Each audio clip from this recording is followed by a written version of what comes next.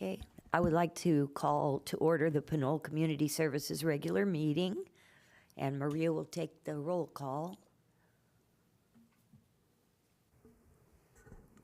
Commissioner Avila, Present. Commissioner Butler, Present. Commissioner Enriquez, Present. Commissioner Morton, Present. Commissioner Ojeda, Present. Commissioner Teller. Present. I do want to note that Commissioner Cornejo Ayers is absent today. Okay, let's see. Reports and communication. Chair report, I don't have a report. Do any of the commissioners, if they have an announcement they would like to provide, now would be the time. I was able to attend the egg hunt event on Saturday, and it was wonderful. It was a ton of people, and people stayed after the time. I think that the egg hunt was supposed to be over, so just huge appreciation for all of the work that went into it, because there was a lot of excitement around it. Thank you. I'll second that. I was there with my kids. Everyone had a really good time. That's wonderful. Do you have anything, Omar? No. Okay. Laurel? Romy?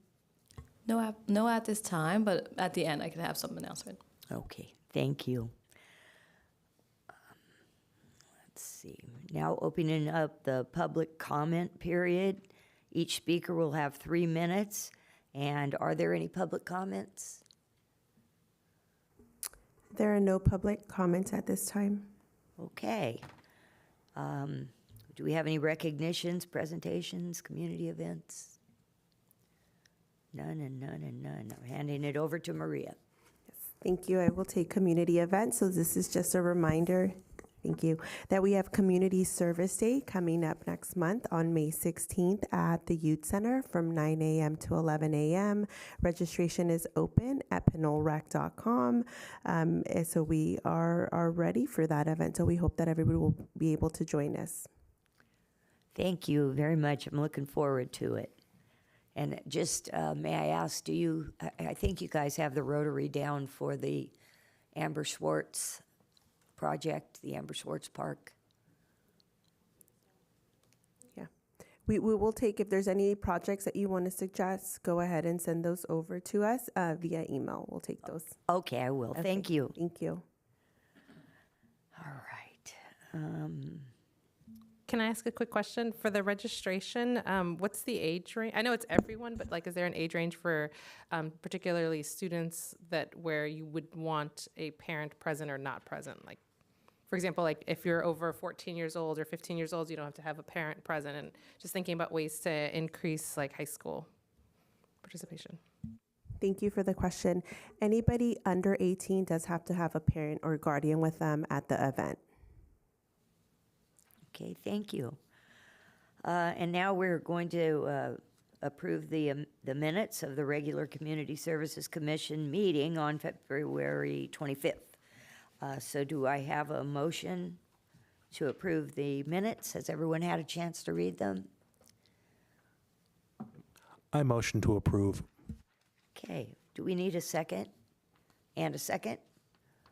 I second. Thank you. All those in favor? Aye. Everyone? Okay, great. And let's see, the egg hunt recap. Maria. Thank you. So we just wanted to provide the commission with a recap on the egg hunt. The egg hunt was held this last Saturday at Fernandez Park. It was a beautiful day. Weather was great. We had, I would say, about 1,000 participants in the park, kind of probably be a little bit over, just coming in and out of the park for those 2 hours. We held 3 age-specific egg hunts. We had one for the 0 to 3, 4 to 6, and 7 to 12. And each group, we had over 20,000 eggs that were hidden at Fernandez Park. So the hunt was over in in minutes. You know, the littles took a little bit longer, but the other groups definitely it was over in minutes. So it was a great day. We featured some food vendors. We had children's activities. There was arts and crafts, glitter tattoos. We had a bubble artist at the center of the park, engaging with all participants. There was different stations set up throughout the grass area for bubbles. We also had a chalk zone, and there was some art created in the gazebo area. We had photos with Bunny available on the patio as well. We had local vendors and businesses tabling and providing information. We also featured some of our partners that offer classes. We had a yoga demonstration going on as well. So it was just a great opportunity to celebrate, the spring and bring the community together. So it was a very successful event.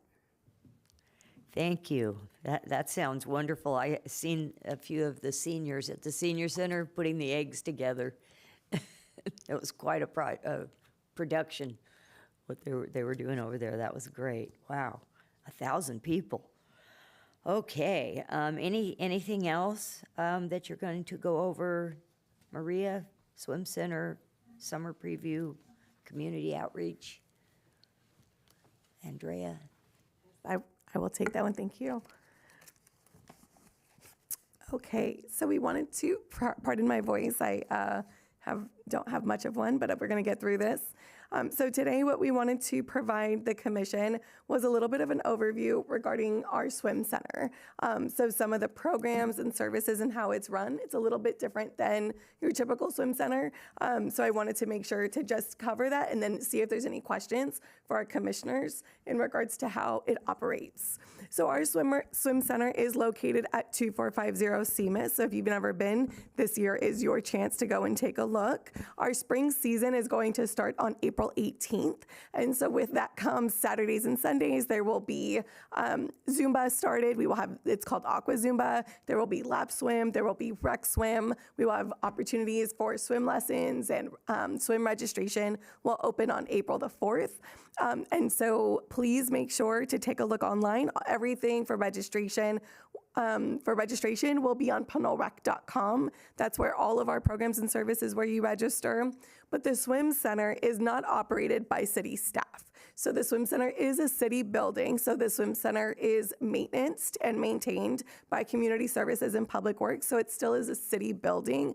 But operationally, the city contracts with somebody whose name, it's a group, and it is the Pinole Seals. The Pinole Seals is the group that actually runs the swim lessons, the swim programs. They contract with the Aqua Zumba instructor, as well as running all lifeguard services. That is all done through the Pinole Seals. So the way that the relationship works is that the city pays the Pinole Seals to run the programs, so that way our community is able to offer and receive those services. So what makes it a little bit different is that we have a season. So our seasons will be spring, which will run from April 18th through June 12th.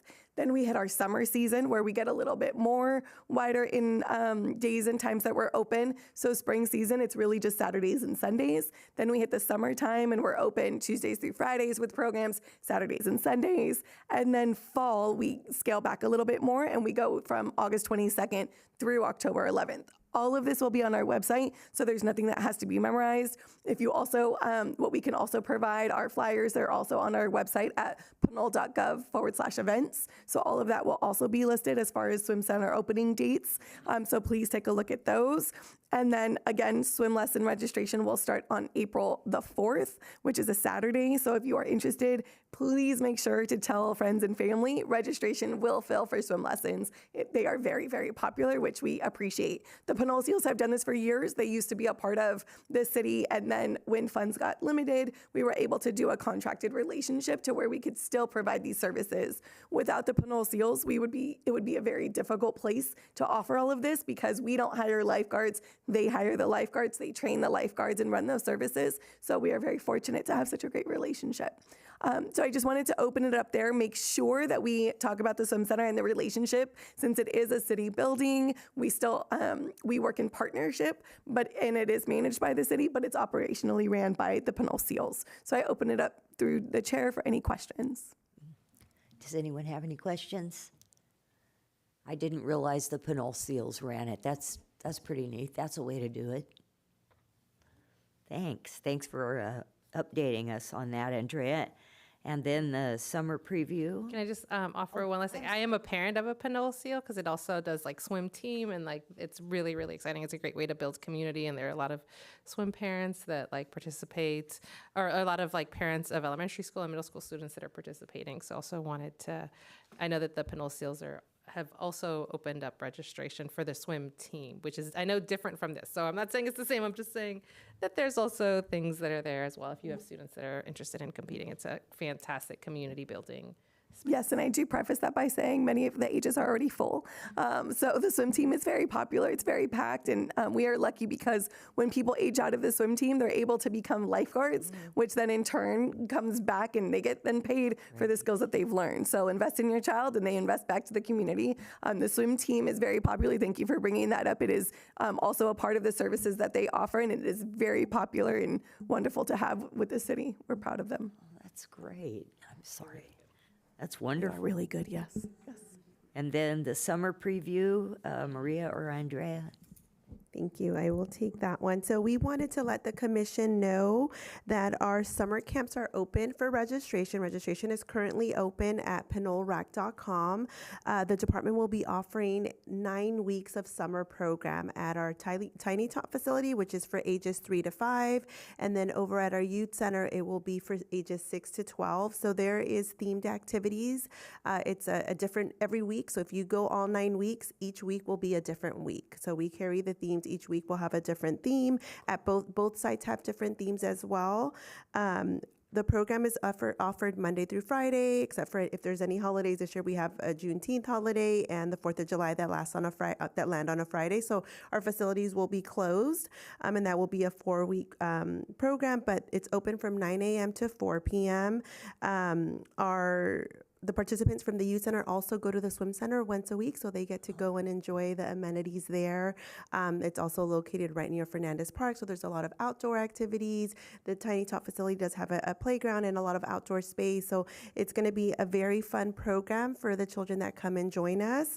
There's something new is that we're offering deposits. So normally previously when you registered for a program, if you were interested in all 9 weeks, you would have to pay that fee up front. This time, if you're interested, you can actually reserve your 9 weeks of program with a $25 deposit. And it's been very popular. We opened on the beginning of March, and we have seen a lot of registration kind of come in throughout the month. We're getting almost to that, being a full month of open registration. And some people are securing week 1 to 9 all the way through, want to make sure that they have their spot reserved. So those are our programs, and those are run by our staff, by our rec leaders, or coordinated by our recreation coordinators, but those are run by our staff. We also partner with other outside vendors that are able to provide summer camp programs more specific. Right now we have a soccer camp that's lined up that will take place over at Pinole Valley Park. So we have that program. We have a drumming camp that will be offered at the senior center. We also have family yoga classes, and we're expanding. So we just encourage the community to continue to check our website, stay in communication with our department, with our rec and roll, because that's where we're advertising all these new classes. And of course, on PinoleRec.com is where registration is open and everything is listed. So if there's any questions, I'll take those now. I also have flyers for all that Andrea mentioned, and then for our summer camp programs as well. Can I ask about the drumming?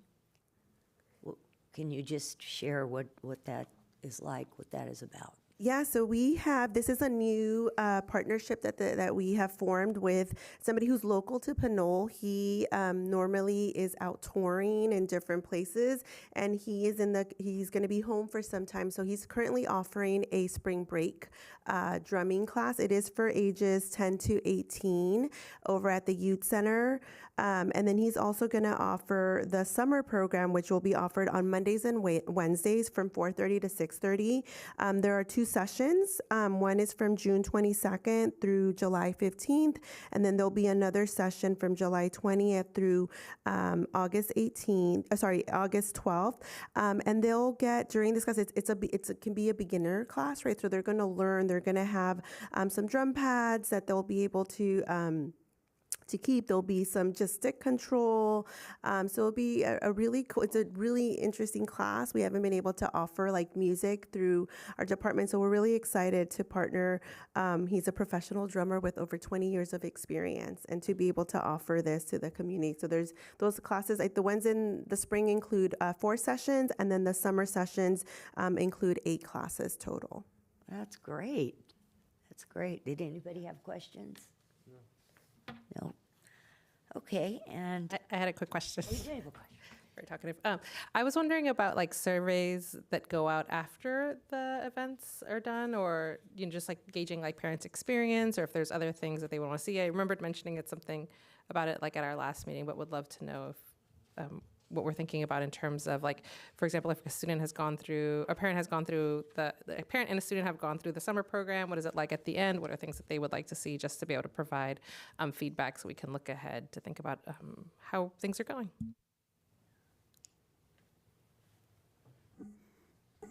Yes, at the end of programs and services, there are surveys that go out. So whether it's, sometimes we'll do it for events, but we do it for many of our classes and programs. And so the intention is to gauge and ask for feedback, especially from people who utilize the service. But we do also encourage those, whether they're through surveys or emails, we encourage feedback. So even if people aren't able to attend or it's on a bad day, we ask them to just email recreation@pinole.gov. But surveys are done throughout programs and services throughout the year.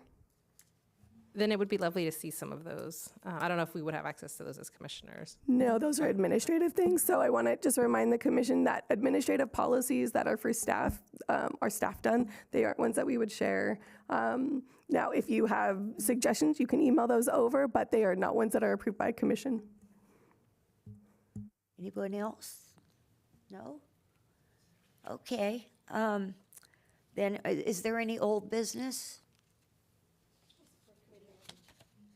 Sorry, you skipped one. Can we go back to E? Can we go to 6E, community outreach? Can we go back there, Chair? Yeah. Okay, so we're gonna do community outreach. So something that we noticed in the last meeting was this is something that we actually tried probably looking maybe about 3 or 4 years ago, specific to community outreach as it relates to the schools. So being on this commission, what we really encourage is for our commissioners to be liaisons to those groups within the community. And what we mean by that is we can only do so much as staff, and then we ask for commissioners to be arms, ears, and legs of the community services department as well. And so what we attempted to do previously, so we're going to bring it back, is we're going to ask that a commissioner assist us in being a liaison to the schools. So we will assist with communication as far as what a script looks like, and then asking that a commissioner, whether it's 1 or 2 schools that they would be able to piggyback and assist us with, by communicating to them, hi, I'm Commissioner, I'll just use Chair Ojeda for now.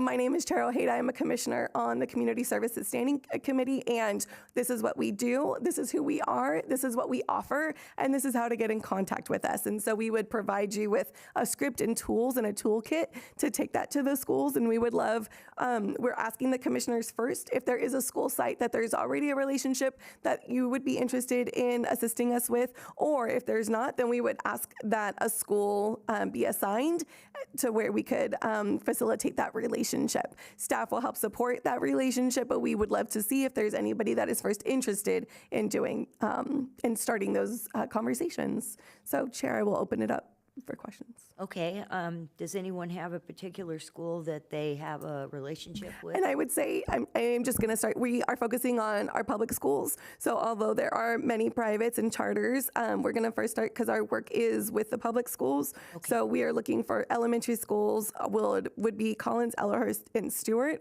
middle school, Pinole Middle, and then high school, if interested, Pinole High School, Pinole Valley High School. So we'll just, thank you, Chair, for letting me add that. Well, of course. Does anyone have a school that they have a relationship with? Commissioner Lil, I'm looking at her. I have a student at Ellerhorst Elementary, and I'm pretty close to Pinole Valley, but I also know that one of our commissioners is a former graduate, so they might want to do Pinole Valley. So first we'll start with who's here, and then we'll see how that goes. So Commissioner Enriquez, would you like to do Ellerhurst? Okay, thank you. I love Ellerhorst. And I have students at Collins, so I can take Collins. Great, thank you. Great.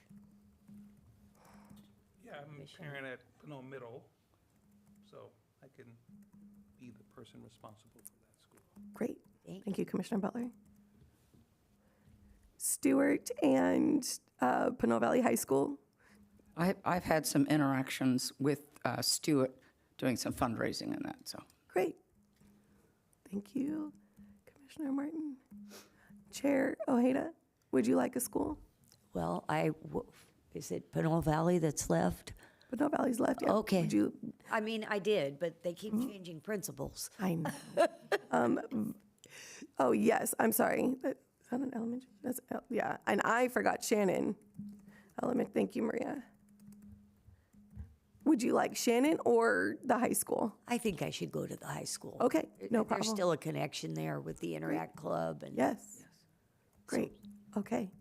Wonderful. So like I said, we will go ahead and email scripts. They are not something that you don't have to read it from the paper. It's just to facilitate conversations. And then we will just provide you with that toolkit. And if there are questions from them and we need a meeting, we really want to start working on these relationships. The hope is that here's our big vision. Is yes, we want to provide services to the schools. So I'm going to just talk about Collins for a second. If Collins gets out at 2 p.m., and then let's just say, sometimes parents don't get off until 5 or 6 p.m. What we would love to do as a community services department is find an art class, is find a pottery class, is find a karate class, and then have the instructor be approved by the school site to where we could then offer classes and services at the school, not at the senior center or the youth center, but at the school where parents could just enroll at the school and then kids could attend that karate class right after school. It's very successful in the city of El Cerrito. They're called after school programs, but it increases our revenue, one, for our community. It increases services for the schools, and it keeps them safe on campus until parents get there. Wow. So ideally, that is really something that we want to emphasize. And maybe the kids are like, I don't know, of something, ikebana or floral arrangement. Maybe there's a class that we've never offered before. And so we will ask them, we will survey them, we will poll them, and we will see developing these relationships with the school or if the teachers, sometimes in the city of El Cerrito, they did a great job where they asked the teachers, is there anything that you want to teach? We could then contract with the teachers and offer that relationship where they could then teach the kids. So it's a background, that's our long-term vision, where we're really serving the kids that are already at the place, meeting them in their spaces, rather than them having to come to our spaces. So I'm very excited to start this process, just to give kind of a bigger picture. And if there's any questions, I open up the floor through the chair. Thank you. Does anyone have any questions about that idea? So I just want to confirm, we would be, under your vision, it would be that the services that are potentially at the school sites would be things that the parents would need to pay for. This wouldn't be something that the city would be offering for free, right? Yes, all classes would be, yes, they would be paid. Now, if there's an instructor or a volunteer that is interested in doing free classes, which does exist, we do have some at the senior center that like to do that, we would be more than happy to execute that relationship. Yeah. Anyone else? I have just a quick question. So when you're working with vendors, how does insurance work? So if we're supporting the safety and security of the children, and the school is partnering with you, how do you make sure that that's some aspect that we consider in terms of someone who's from the outside coming into a school environment? Yeah, so it's the same as if they were teaching with the city itself, because the city also takes that same liability when they're in our own spaces. Anytime there's youth that are in classes, we go a step further than we would if it was adults. And so that includes getting fingerprinted, that includes running it past our DOJ and FBI through a fingerprint process. Primarily done either with our police department or an approved live scan vendor. So all of that comes into play before they're even allowed to have a conversation with programs and services. Good. And one I would say, incredible idea and definitely successful of meeting people where they are. And then if there is a way to do need-based too, and maybe partner with some folks who might be able to subsidize that, I think it is great, because most of the parents who might be working, potentially it is not just I'm working till 5, but the ability to pay for their kids to have that experience too. Yeah, and ideally, when we look at costs, we have to also make sure that it's worth the cost of staff time too. And we, as the city, are undergoing budget deficits. We have to make sure that all of our costs are recuperated, especially at this time. So although we would love to see that, if there were sponsorships, we would welcome those, and or people who would like to donate or sponsor those, we definitely would, while keeping in mind the cost to run are still, there's those background costs for staff as well. Is there any like community foundation or any like other groups that are like supporting like some of these after school programs or like grants specifically that support like this age category that the city has been able to successfully secure or is in the process of trying to secure? No, because after school, so they exist, they exist. It's not something that our capacity with who we have and what we have can handle, which is why we need commissioners as volunteers and liaisons to assist with those relationships. But because our staff already have program areas, we do them in our spaces because that's where our staff are at. By going out into the community would mean we need more of a reach. So when we do enter those spaces, what we would look for is there are grants that are out there. Even there's one offered by the county that is out there to cover those sports programs. But the problem is that you have to find the space and the school to welcome that, and that takes that time. So this is kind of step one of that. The county does have a grant that pays for. There's an acronym that I'm going to forget right now, but it's like sports classes, and so they needed the spaces to be able to do that. We just weren't able to have that extension at the time. So we don't have them now, but they exist. Just for the future, I'll look into that just from like East Bay Community Foundation or some of the more regional foundations. And then there's a couple smaller ones that they're just like they don't have websites and they do like often like $10,000 or $20,000, very small. But over time, if they have a relationship with a school or a region or a government entity, they tend to like have 2-3 years or like I don't know what the last one is, like it's like play eat something, I don't remember what it is, maybe I'm thinking of the movie, but in any case there are a couple that I know are focused on like young people, mental health, physical health, and I'll try to go through my list and see which ones those I think are. it's like Eat, Play, Run or something, and I think that's the one I'm referring to. $10,000, just for perspective, would get you through a year with a good cost of a program. And so I love that. So yes, please, definitely, if you have those, send those our way. We're more than willing to enter into that conversation. The more we can offer to our young kids and our youth that still serves the community, we're definitely on board with that. Absolutely. Thank you. That would be wonderful. And then I would just, as Oh, like, yes. I'm sorry, Commissioner Enriquez, before I forget, you did ask about the community foundation. So the city itself is looking into developing a community foundation. We did previously have a relationship with Pinole Youth Foundation, who was able to sponsor $10,000 last year. And we were very successful in the programs and services we could offer. And they were offered for free for the community or at a low cost to be able to offset. And that was a relationship that was very well received. The city is looking into the community foundation. It's the nonprofit piece and developing that piece. And then you need a group of volunteers to really spearhead that. So we're starting the process, but it's a large undertaking, so we're looking into it. Yeah. Thank you.